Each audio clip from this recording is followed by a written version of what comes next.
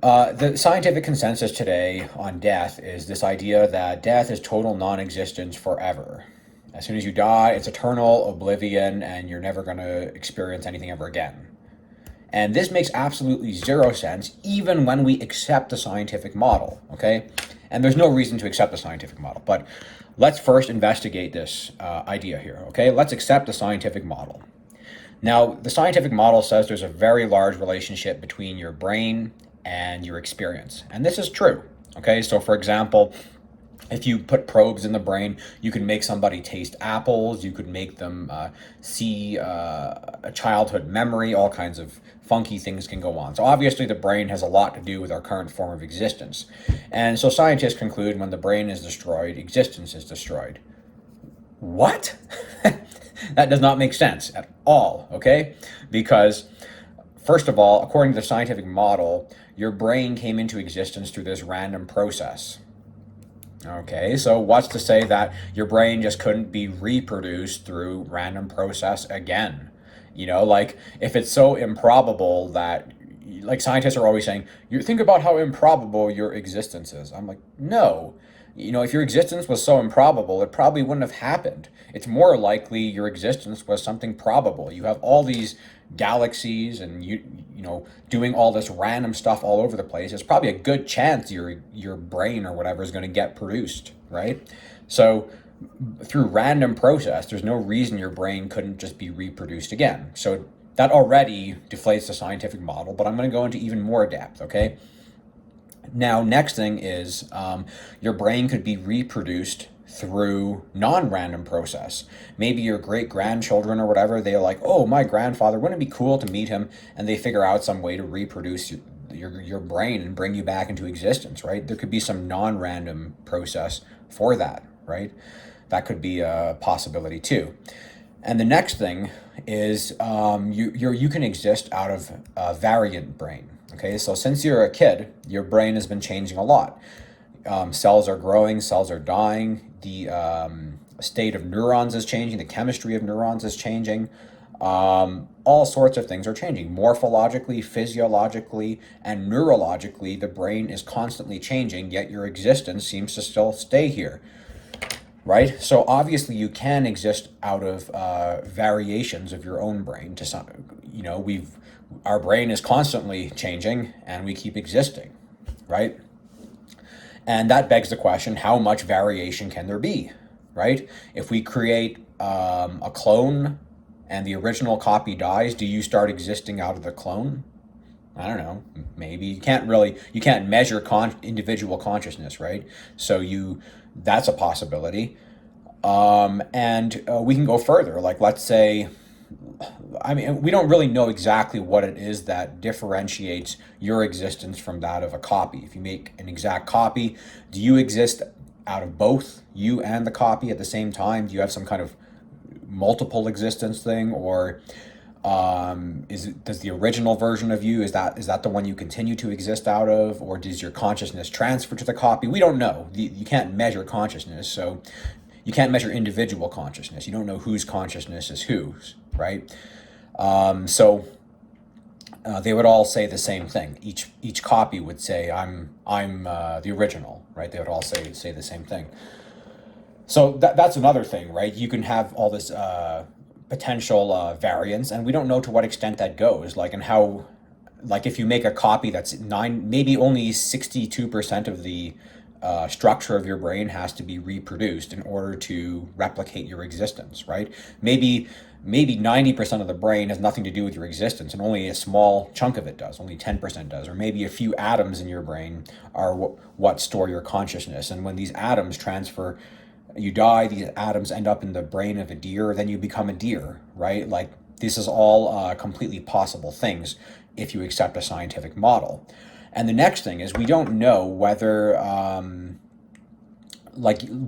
you can exist out of variant brains or different brains, and we also don't know about other less biological things, right? For example, could a beam of light have experience? That's a very weird idea, but our brain is this machine which stores all this information, and you can store lots of information on a beam of light. You could store information in AI or the internet. Does the internet Does ChatGPT have experience, right? Well, I don't think it would be able to really know or understand what the concept is. Maybe if it had experience, it could explain it. Maybe if it had experience, it wouldn't be able to explain whether it has that or not, right? So that's a possibility as well, because these are also like information systems built out of these same things. We're built out of carbons and what computers or silicon or whatever, right? So maybe carbon is something special, maybe not. Maybe you can have existence out of other forms of elements. Other elements can produce consciousness too, right? Who knows?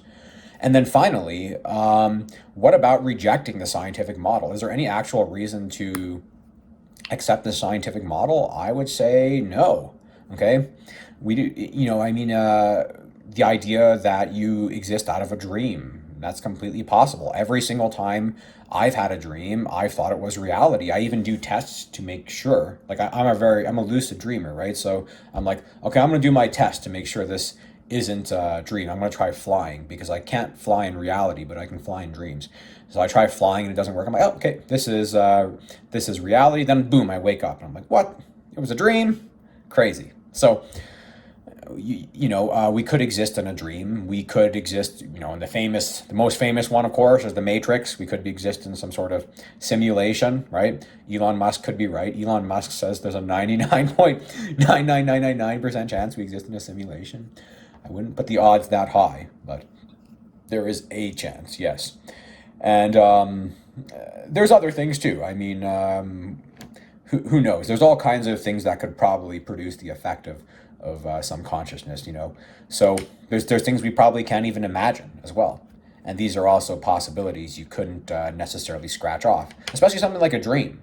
A dream is a perfectly good possibility because every time I have these dreams, I'm convinced they're reality, and then I wake up, right? So who knows, right? The point is, science is really, really intellectually shallow.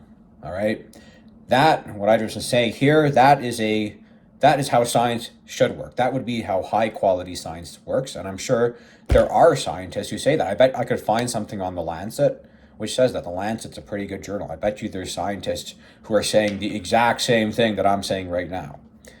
I'm sure they've thought of it, but this doesn't mean that this narrative gets pushed to the front, right? It's like climate change, they say 90% of scientists think this way. I'm like, yeah, 90% think the dumb net zero way. Like 10% are thinking like the reasonable, here's a better solution that doesn't bankrupt everyone on Earth way, right? So what do you think? Do you think that's a pretty solid argument? Do you think science is pretty stupid? They can't even get like something this critically important and basic right? Like it takes like 5 minutes of thinking to come up with this or something, right? And additionally, I have this video on suicide. You can watch it, and I a lot of the times people commit suicide is because they accept this scientific model of death. And if you think, death is eternal non-existence and no experience forever and like this neutral state, well, that's a good reason to off yourself if you're if you're in a bad situation. It's like, well, things can't get any, if I, neutralize myself, things are going to get better. So it's like, well, that's a good reason to do it. But then when you think more logically, you're like, I'm not so certain about death. And maybe my situation right now isn't that bad. Maybe it could get a lot worse when you look at other things that go on. You're like, well, maybe I should try to fix my current situation rather than just terminating, right? So what do you think? There, I did it. I'm trying to make the most efficient videos ever. I made an entire video without a single pause or cut, except this one. So, really fast. I can make more. I'm focusing more on quantity because I have a lot of ideas and stuff, but I don't have that much time to make videos these days. I don't even edit them.